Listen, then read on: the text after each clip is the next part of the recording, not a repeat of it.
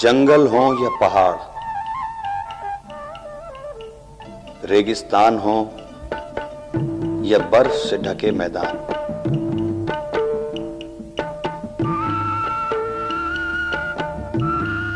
दुनिया में जहां जहां आदमी हैं वहां वहां खेल हैं, तरह तरह के खेल, ऐसे भी जिन्हें बहुत कम लोग जानते हैं।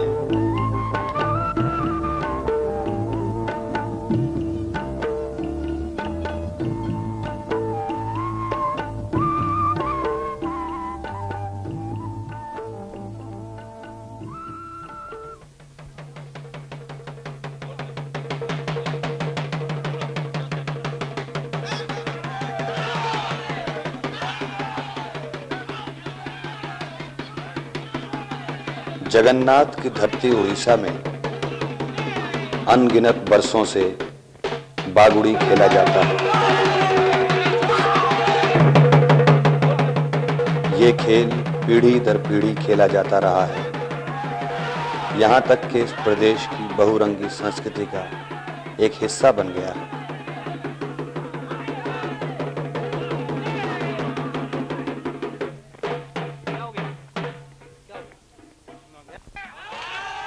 बुजुर्ग लोग बताते हैं कि उनके बचपन में भी बागुड़ी खिलाड़ियों में वही उत्साह था जो आज नजर आता है।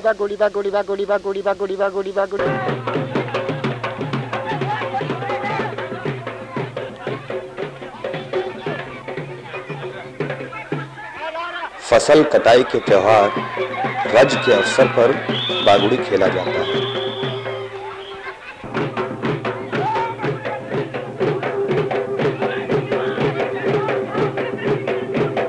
ये सिर्फ खेल ही नहीं, गांव की टोलियों के लिए स्वाभिमान का प्रतीक बन जाता है।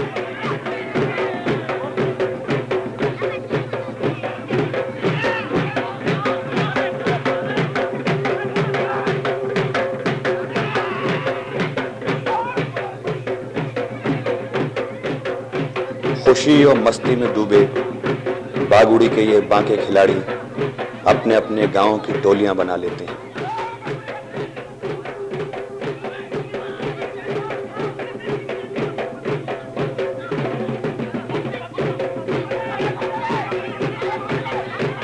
कहते हैं किसी जमाने में इस खेल में बड़े बड़े जागीरदार गांव के गांव हार या जीत जाया करते थे।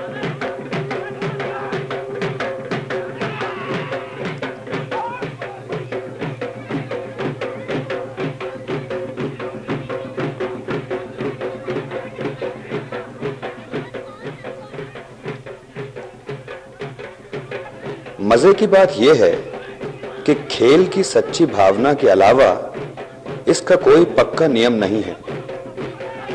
इसकी ना तो कोई समय सीमा होती है और ना मैदान का कोई नपातुला आकार।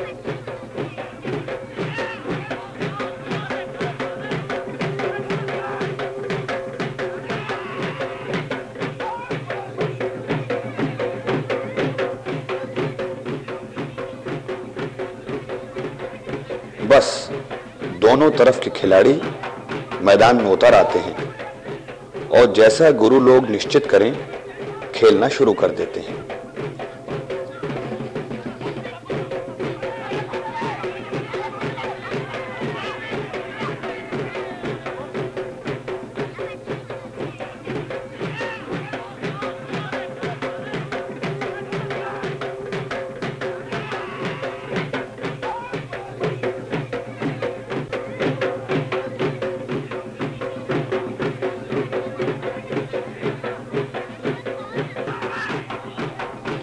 कबड्डी में अगर आप मर जाएं तो आपके साथी आपको दोबारा जिंदा कर सकते हैं, लेकिन बागुड़ी में जो मर गया सो मर गया।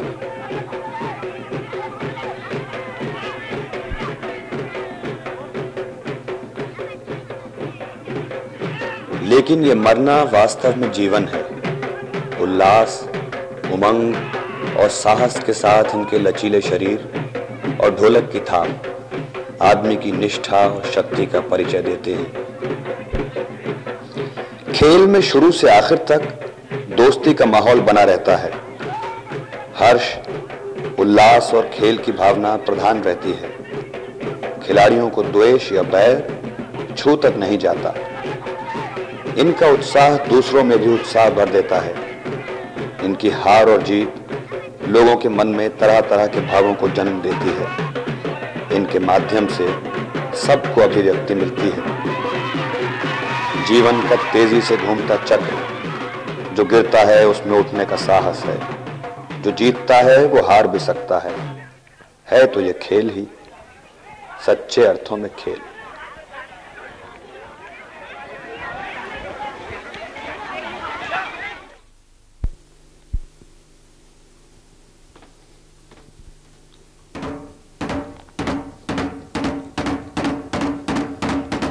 बाके छबीले गबरू जवानों के प्रदेश पंजाब में जो खेल खेले जाते हैं वो भी खास उसी धरती की उपज हैं।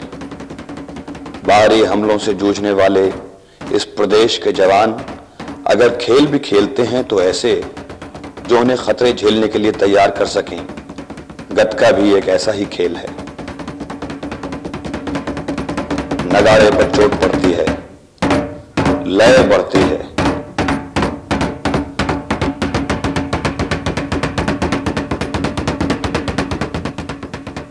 एक समा बंध जाता है। चाहे आने वाले खतरे की चेतावनी हो या बदन में जाग जाने वाली थिरकन।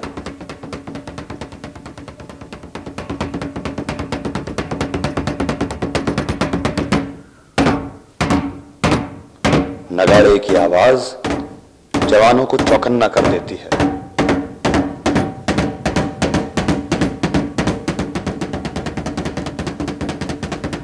खिलाड़ी अपने अपने शस्त्र उठाकर मैदान में उतर आते हैं।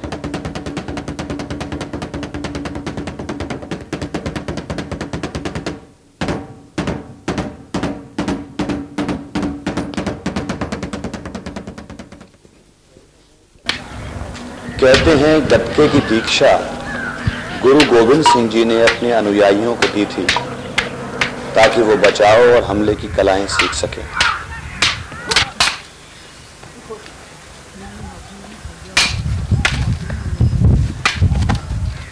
अब ये कला सिर्फ खेल या प्रदर्शन के रूप में ही प्रचलित है।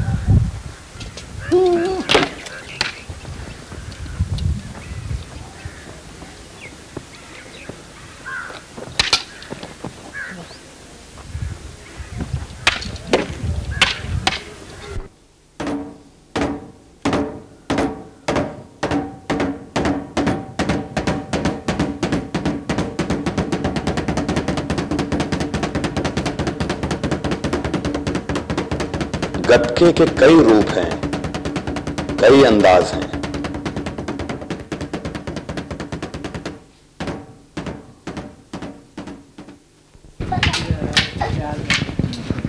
लेकिन मूल रूप से गतका शारीरिक चपलता और युद्ध कौशल का प्रतीक है।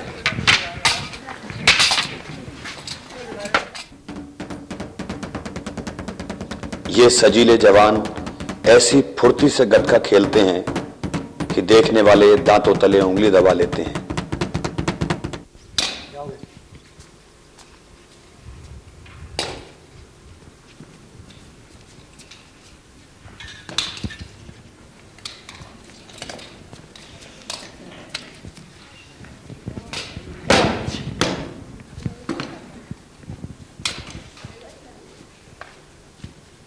इनके दांव पेंच, इनकी चाल ढाल, इनकी पैंतरेबाजी सैकड़ों साल पुरानी इस कला को आज भी जीवित रखे हुए हैं।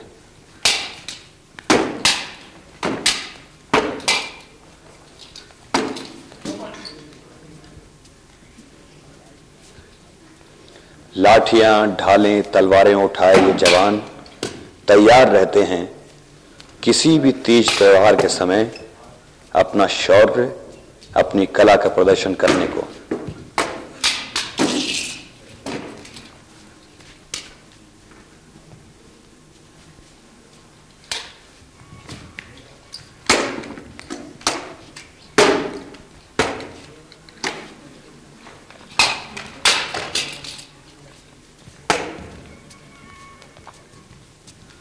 इसी उमंग, इसी जोश के लिए यह परिवेश जाना जाता है।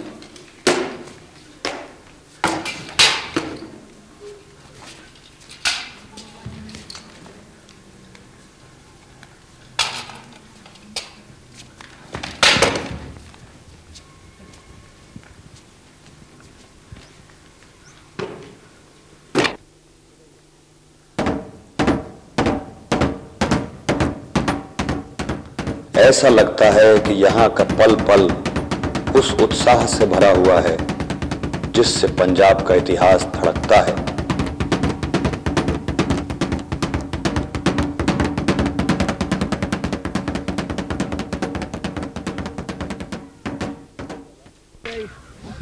इस कला की तुलना यूरोपियन तलवारबाजी से की जा सकती है, जिसे अंग्रेजी में फेंसिंग कहते हैं।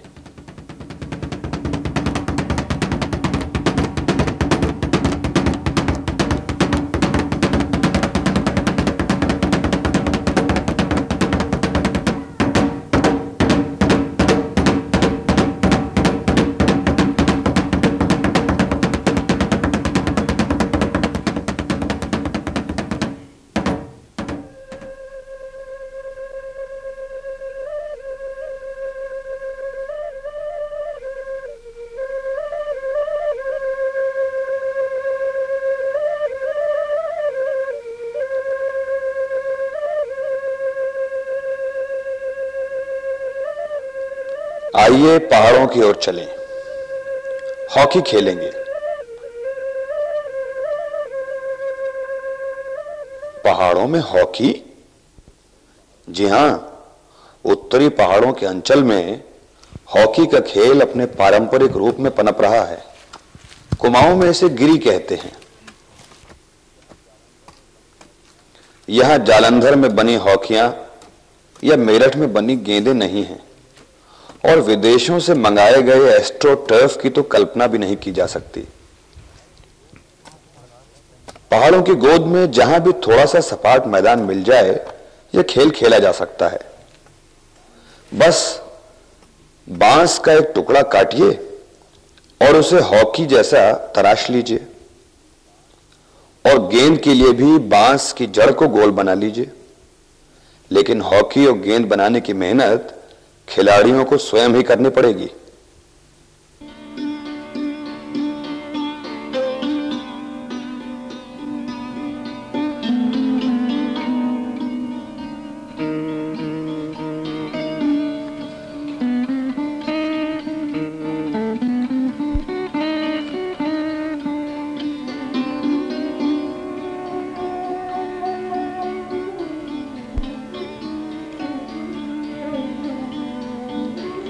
मैदान चाहे जितना उबड़ खाबड़ हो,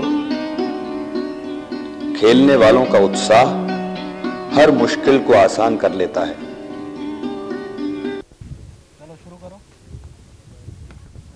खुले, सुंदर और प्रदूषण मुक्त वातावरण में खिलाड़ी खेल के आनंद में डूब जाते हैं।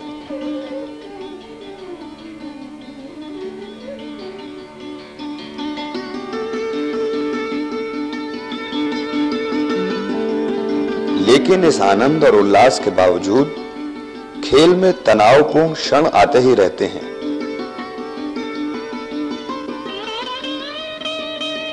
यही वजह है कि इस अंचल में यह खेल बच्चों के मनोरंजन का प्रमुख साधन बना हुआ है।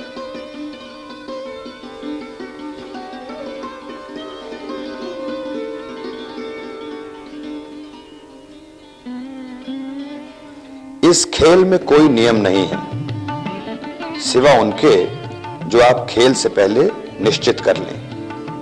हां, गोल इसमें भी बनाने होते हैं।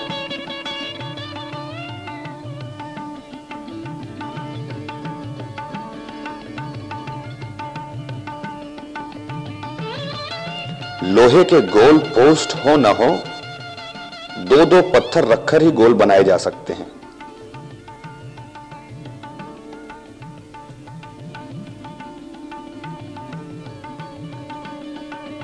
और हां, अच्छा खिलाड़ी इसमें भी वही है जो ज्यादा गोल दाग सके।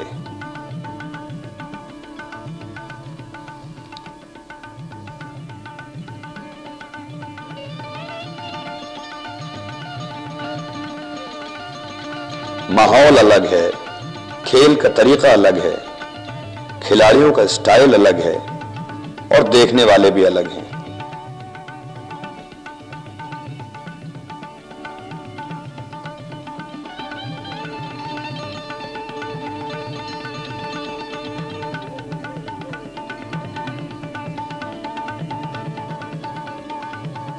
यहां सैकड़ों हजारों की भीड़ नहीं, सिर्फ खेलने वाले हैं और उनके कुछ दोस्त।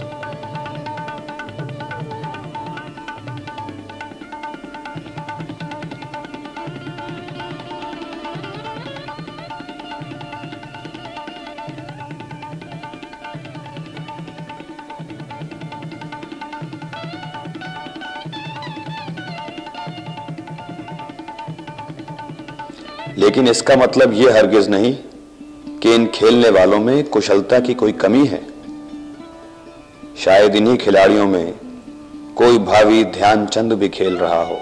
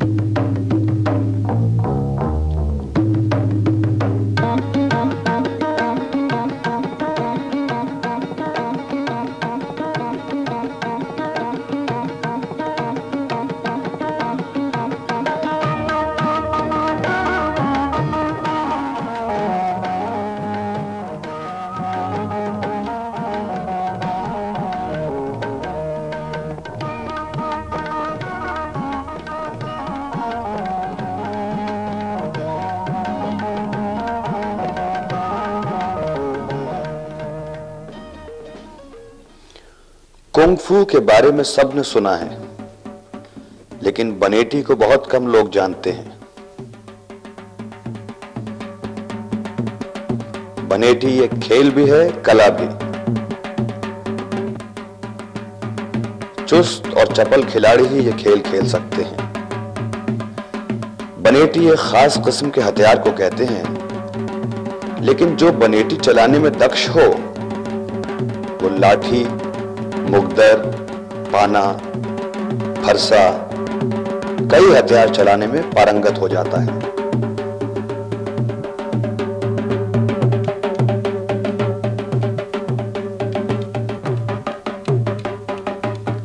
शर्त सिर्फ यह है कि खिलाड़ी के बदन में वो लोच और लचक होनी चाहिए जो एक विशेष लय में ढल सके।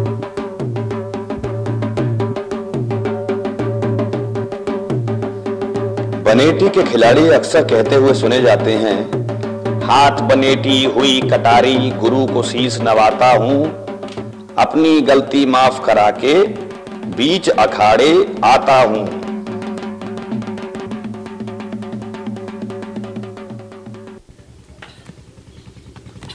कहने वाले ये भी कहते हैं कि बनेटी के पहले गुरु द्रोणाचार्य थे, जिन्होंने कौरवों और पांडवों को यह कला सिखाई थी।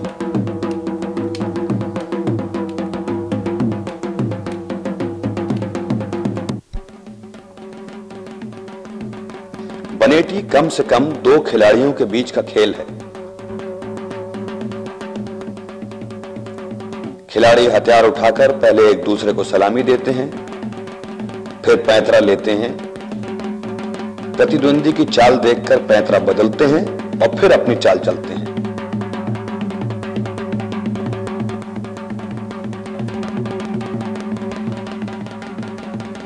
लड़ाई का सा रूप लिए ये कला फिर भी एक खेल ही है।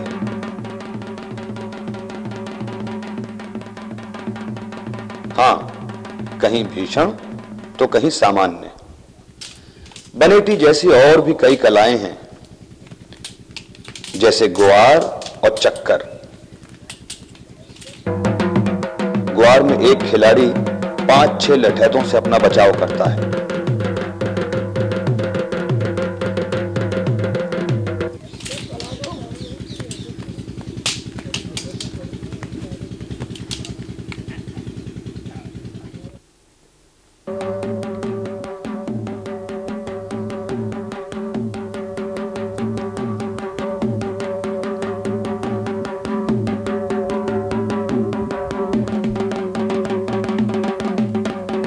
चक्कर में एक खिलाड़ी रस्से के बने एक चक्र को ऐसे घुमाता है कि 5-6 प्रतिद्वंदियों का मुकाबला कर सके।